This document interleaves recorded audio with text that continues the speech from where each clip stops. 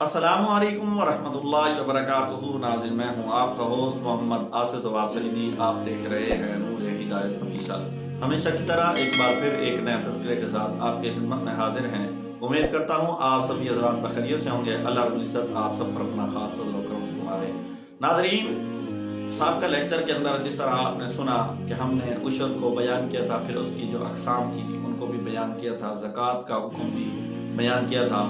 आज हम जिक्र करेंगे सदकात के हवाले से। नाज़रीन, कुरान मजीद के अंदर है इन्नमस सदक़ातु लिल फ़क़राइ वल मसाकीन वल आमिनीन अल आखिर, यानी अल्लाह पाक ने हुक्म दिया कि तुम अपने सदकात को मिस्कीनों पर, गरीबों पर, मुसाफिरों पर, यतीमों पर खर्च करो। सदकात ये है कि अल्लाह ने जो आपको माल दिया है उनमें से आप अपनी हैसियत के मुताबिक खर्च करें। हम ये समझते हैं कि कुरान मजीद ने सिर्फ हमें ज़कात का हुक्म दिया है या उशर का हुक्म दिया है, सदका और खैरात का हुक्म नहीं दिया।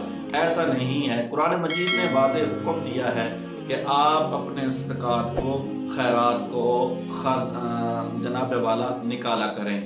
जो अल्लाह रब्बुल इज़्ज़त ने हमें माल अता किया है, चाहे वो जानवरों की सूरत में है, चाहे वो बैंक बैलेंस की सूरत में है, चाहे वो जिस सूरत में भी है, उस सूरत के हिसाब से हम अल्लाह के रास्ते में खर्च करेंगे। मेरे महबूब करीम सल्लल्लाहु अलैहि वसल्लम ने इरशाद फरमाया अस-सदक़तु तरुद्दुल बला।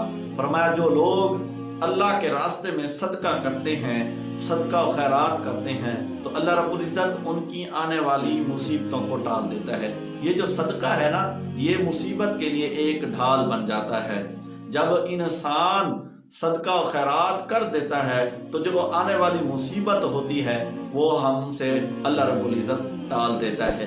नाज़रीन, हम आजकल दुनिया में ऐसे मगन हैं, हम सदका और खैरात को भूल गए हैं, जबकि बुजुर्गान दीन अकाबिरीन का यही तरीक़ाकार था कि हर 8वें दिन जुमारात को या जुमे को वो अपने माल में से सदका और खैरात करते थे।